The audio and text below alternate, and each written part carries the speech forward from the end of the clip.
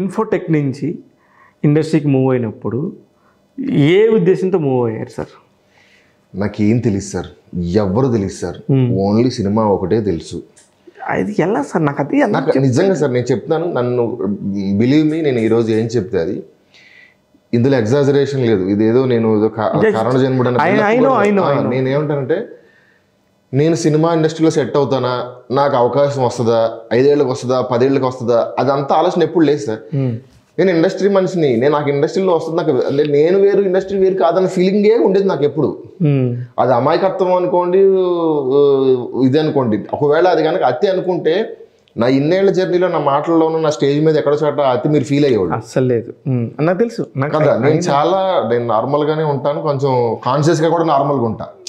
But ఎందుకో అది తెలియదు సార్ నాకు. అది చిన్నప్పటి నుంచి తెలిసినప్పటి నుంచి దాని మీద ఇష్టం ఉండడం వల్ల ఏమో కానీ అది నా పార్ట్ ఆఫ్ మై లైఫ్. అది ఇండస్ట్రీకి నేను రావడం, లేకపోతే సినిమాల్లో జాయిన్ అవ్వడం, ఏదో ఒక పని చేసుకోవడం అనేది జరిగి తీరుతుంది. అందులో నేను జరుగుద్దా స్వామి ఎలాగైనా అయ్యేలా చూడు కూడా లేదు, అది అవుతుంది. అది ఎప్పుడు అవుతుంది అన్నది ఒకటే క్వశ్చన్ తప్ప.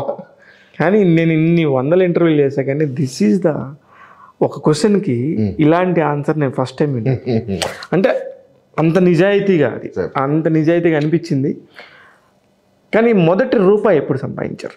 మొదటి రూపాయి ఇండస్ట్రీలోనే సార్? ఇండస్ట్రీలో మొదటి రూపాయి దాసనారాయణరావు గారి కాంపౌండ్ నుంచి కామెడీ క్లబ్ అనే ఒక షోకి తాండవ కృష్ణ గారు అని దాసనారాయణ కాంపౌండ్లో తాండవ అన్నయ్య గారి చేతుల మీద నాకు 4,000 రూపాయలు చెక్ ఇచ్చారు సార్. సూపర్. అది కూడా చెక్ ఇచ్చారు, నాకు అప్పటికి అకౌంట్ కూడా లేదు. అది అఫీషియల్ ఇన్కమ్ నాకు తెలిసి. సూపర్. కానీ ఏం గుర్తు చేశారబ్బా దాసరి గారిని. దాసరి గారిని కలిసారు అయితే మీరు? సార్ నేను దాసరి గారి గురించి నేను చెప్తే సార్ మీరు,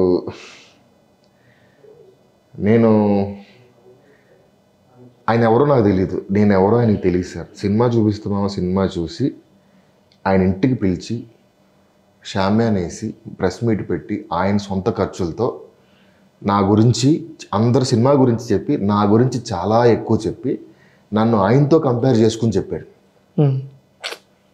ఇన్నేళ్ల తర్వాత ఎవరో ఒకరిని పొగడాల్సిన అవసరం నాకు లేదు. డైలాగ్ రైటర్కి ఎంతో గౌరవం వచ్చిన పేరు తెచ్చుకున్న నేను చెప్తున్నాను, నేను ఈ మధ్యకాలంలో ఇలాంటి వ్యక్తిని చూడలేదు. ఇలా ఏదో చెప్పారు, మీకు తెలీదు. ఆ ప్రెస్ మీట్లో నేను ఉన్నారా? నేను ఉన్నా ప్రెస్ మీట్. అప్పుడు చెప్పారు, దాని తర్వాత చెప్పారు, దాని తర్వాత నాన్న నా బాయ్ ఫ్రెండ్స్ అనే సినిమాకి కూడా పిలిచి చెప్పారు. ఆయన చనిపోవడానికి 4 రోజుల ముందు పిలిపించారు సార్ నన్ను. ప్రసన్న నేను వస్తా, మన సినిమా చేద్దాం, నా బ్యానర్లో నువ్వు సినిమా చేయాలి అన్నారు. నేను ఆయన చనిపోయిన తర్వాత ఒక ఉత్తరం రాసాను సార్.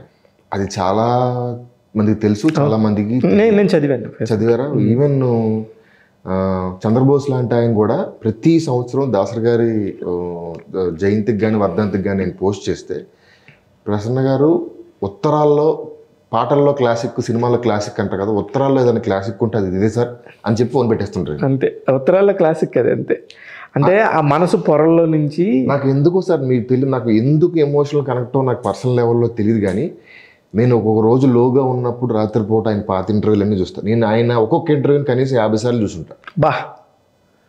50 సార్లు. మీరు నేను వర్ష డైలాగులు సార్ రిపీట్ చేయగలను సార్. నిజం సార్, ఈజ్ అ లెజెండ్. ఆయన అల్టిమేట్ పర్సనాలిటీ. అసలు అది ఆ పెట్టే గుణం కానీ, ఆ చూసే చూపు కానీ, ఆ ప్రేమ కానీ ఎవరికి రావు సార్. నేను చాలా ఎమోషనల్ అవుతాను సార్. నన్ను వదిలేస్తే నా కళ్ళం నీళ్ళు కూడా వస్తాయి. ఇప్పుడు అంత ఆయన నాకేం చేయలే, నాకు ఆయన ఏం పెద్ద, నేను ఆయనకి ఏం చేయలేదు, వేరే ఏం లేదు. ఎందుకో తెలియదు, ఒక ఎమోషనల్ కనెక్ట్ ఆయనకి నాకు ఎక్కడ వచ్చిందో నాకు తెలియదు. కానీ బట్ ఎవరు లేనప్పుడు నన్ను గుర్తించి ఆయన ఇంటికి పిలిచి మాట్లాడడం వల్ల అదొకటే రీజన్. అంటే నేను ఒప్పుకోలేను. కానీ అదొకటి కాదండి, ఆయన సినిమాని చూసే విధానం ఉంటుంది సార్. బాసర్ గారు ఎట్లాగంటే ప్రతి ఒక్కడికి అదే గౌరవం ఇస్తాడు. కానీ టాలెంట్ నుండి ఆయన అందలం ఎక్కించుకుంటాడు. ఆయన మీరు చేసింది కూడా భోజనం ఆయన డైనింగ్ టేబుల్ మీదే చేసి ఉండొచ్చు, అక్కడే కూర్చుంటారు, అక్కడికే తీసుకెళ్తాడు. అంటే అంత నా మనిషి, ఒక టాలెంట్ ఉన్నోడు ఇటు నావోడు అనే ఒక గొప్ప గౌరవాన్ని ఇస్తాడండి. వాళ్ళకి భరోసా ఇస్తాడు ముందు. నువ్వు అసలు ఒక సినిమా నిజమైన డిజాస్టర్ సినిమాకి తీసుకెళ్ళి చూపించండి, దానిలో ఏదో ఒక పాయింట్ పట్టుకొని ఆ పాయింట్ని హైలైట్ చేసి వాళ్ళని కాపాడతాడు.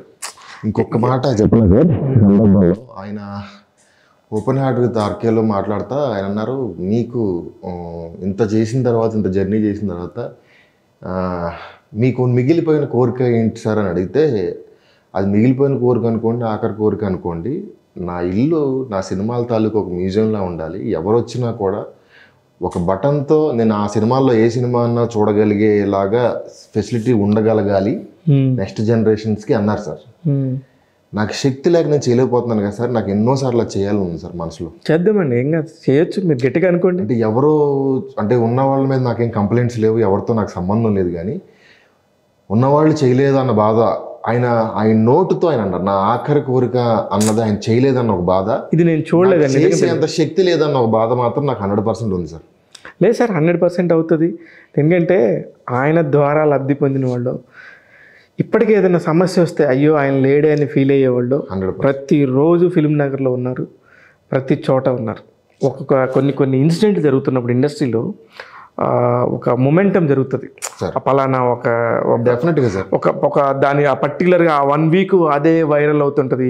ఆ టాపిక్సే జరుగుతున్నప్పుడు దాసరి గారు ఉంటేనా ఇది 5 నిమిషాల్లో క్లోజ్ చేసేవాడు అని పెద్ద టాప్ స్టార్స్, పెద్ద ఇంకా డైరెక్టర్స్ పాయింట్ ఆఫ్ వ్యూలో కానీ, హీరోస్ పాయింట్ ఆఫ్ వ్యూలో కానీ పెద్ద అనుకున్న వాళ్ళు, బ్లాక్ బస్టర్స్ ఇచ్చిన వాళ్ళందరూ ఆయన గురించి గుర్తు చేసుకుంటారు. అంతకంటే జీవితానికి ఏం కావాలి.